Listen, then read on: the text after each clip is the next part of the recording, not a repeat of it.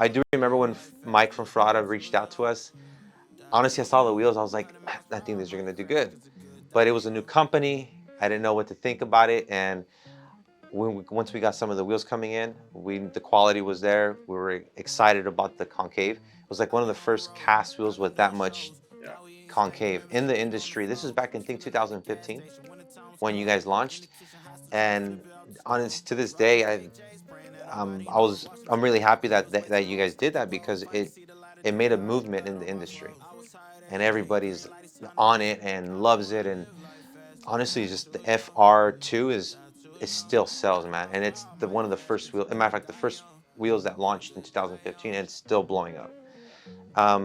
Ferrada, I think, is going to continue to grow. Matter of fact, I know they will, because they keep moving, innovating different things in the industry, and that's why we work with Ferrada wheels, because of that.